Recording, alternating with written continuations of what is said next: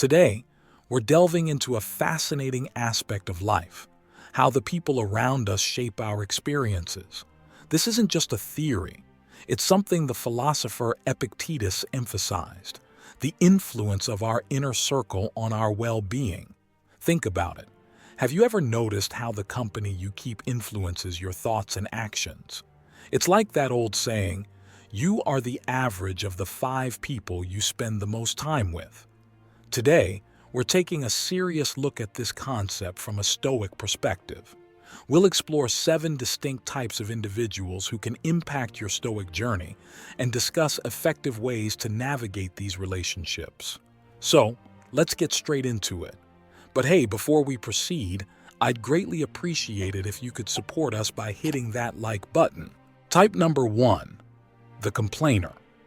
Whether they're a friend, family member, or colleague, they seem to gripe about everything. The weather, their job, or even the food at a popular restaurant. Nothing escapes their dissatisfaction. You might think, I can just ignore them, but it's not that simple. Constant exposure to their negativity wears you down mentally.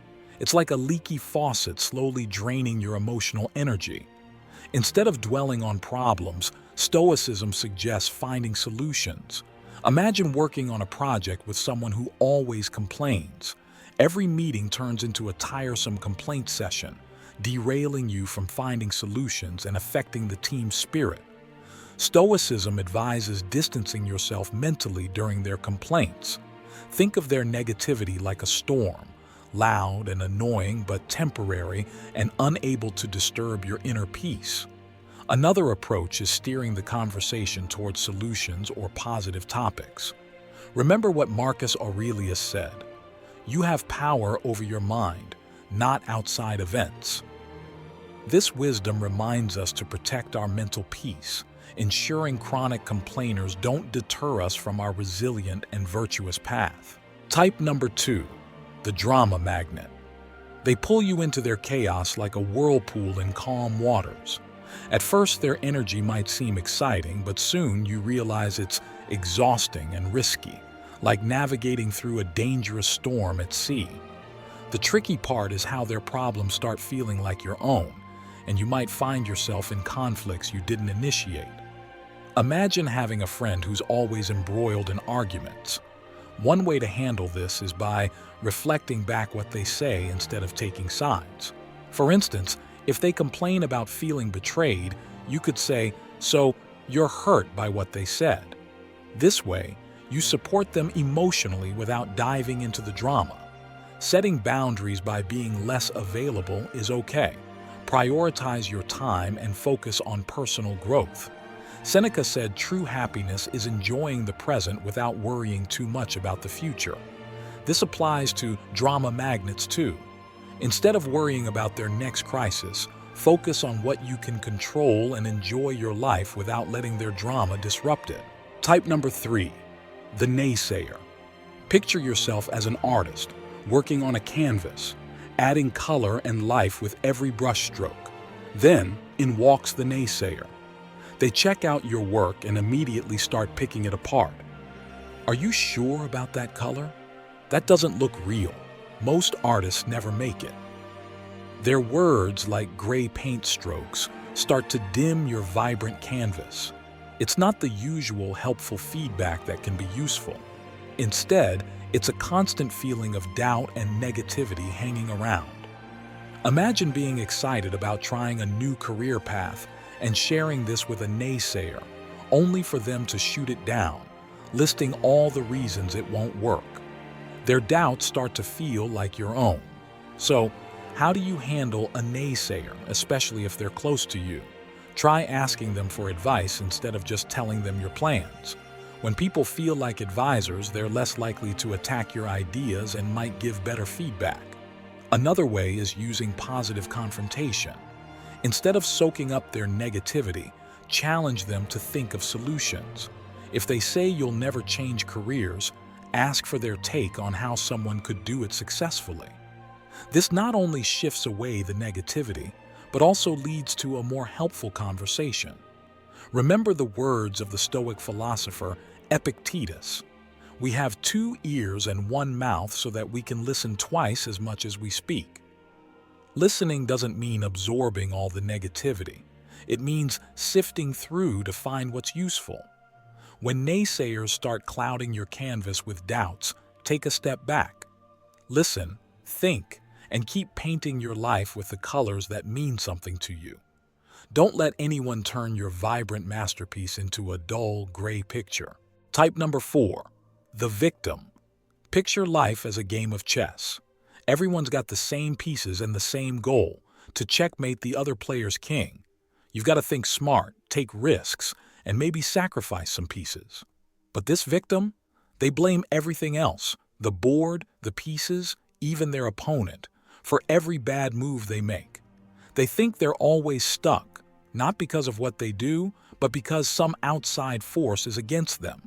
Sure, some people face real problems in tough situations, but this victim uses their situation as a perpetual excuse. They won't take responsibility for anything they do or don't do. You might get caught up in their drama, perhaps as the friend who's always rescuing them. Imagine spending lots of time listening to a pal blaming all their failed relationships on their exes. Not only does it consume your time, but it might make you start thinking like a victim too. So, what do you do with a person like this? You might want to save them, give advice, and be their rock. But the wise one suggests setting clear boundaries to protect yourself. Try a thing called compassionate detachment. Be kind and understanding, but don't solve all their problems for them. Marcus Aurelius, this old Roman dude, once said the best way to get back at someone is by not being like them. If you feel yourself getting drawn into their story, fight the urge to become a victim too. Take charge of your own life like it's your chessboard. Make your moves wisely, and remember, being stuck in a bad spot isn't always fate. It can be a choice. Keep moving forward, make sacrifices when needed, and play for growth and intelligence, not for pity or payback. Type number 5, the toxic positivist. They're always super cheerful, like they've got rainbows shooting out of them, and they're big fans of using emojis. They'll tell you to just be happy, even when you're going through a tough time. They kind of brush off your feelings with this overly happy attitude. Imagine dealing with a rough breakup and trying to find some balance, and then here comes the toxic optimist saying, "Plenty of fish in the sea, just smile."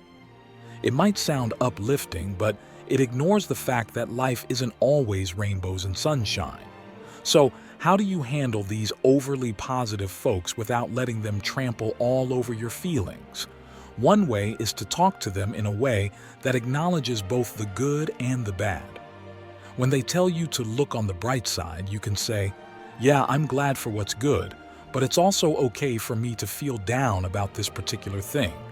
Both feelings can exist together. Another trick is what psychologists call emotional granularity. It's about being able to feel and understand a whole range of emotions, both positive and not so good. So, when the toxic optimist tells you to just be happy, take a moment to recognize and name your feelings.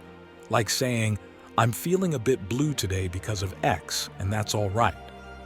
It's a way of setting yourself free from feeling like you should only feel one way. Think about the ancient philosopher Seneca. He said, "True happiness is about understanding our responsibilities and enjoying the present without stressing too much about the future." It's about finding balance between what we should do, even if it's not fun, and enjoying the here and now.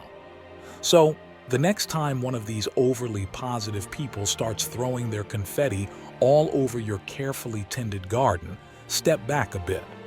Remember, a garden needs both sunshine and rain to grow. Embrace all your feelings, good and bad, and keep taking care of your emotional garden with all the depth and richness it deserves. Type number 6, the manipulator. Imagine your life is a movie and you're the main character, steering the story. You have an idea of how it should go, who's on your side, and how it ends. But then comes this manipulator, like a sneaky producer, tweaking your script without you noticing. Suddenly, your story steers off track. This manipulator is slick. They play with your feelings, using praise, guilt, or lies to push you their way. Maybe there's that friend who always gets you to foot the bill, making it seem like a small thing for you but a big deal for them. It's like they're taking advantage, yet calling them out feels wrong because they framed it as a favor. Handling these manipulators is tough. One tactic is called fogging, where you agree with any truth they say, but don't let emotions sway you.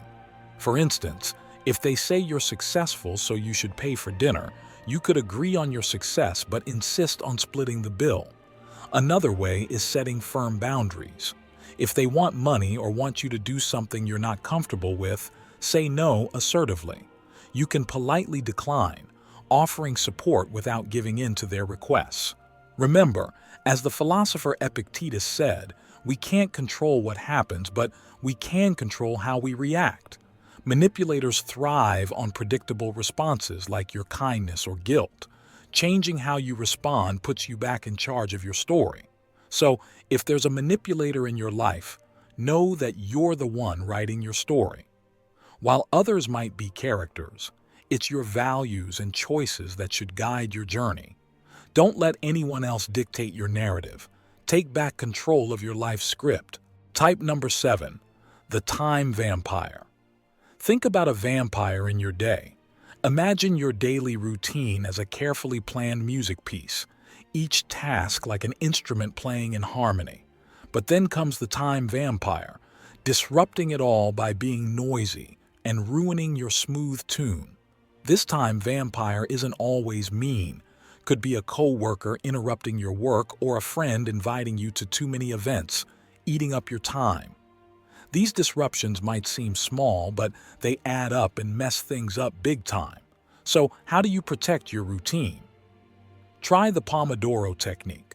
Break your work into short intervals with breaks in between, letting others know you're busy during those times. When dealing with a social time vampire, saying no is important for your own well-being. You don't need fancy excuses. Just a simple, "I can't make it" works. It's not about rejecting them. It's about prioritizing your needs. Time, as Seneca said, is precious, and we should use it wisely. Ensure every part of your life aligns with your bigger goals. Don't let these time vampires disrupt your plans.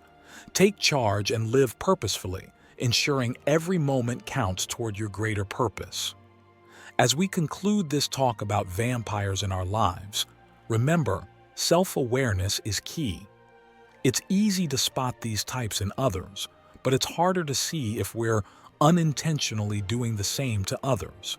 Stoicism isn't just about dealing with the world, it's about improving ourselves.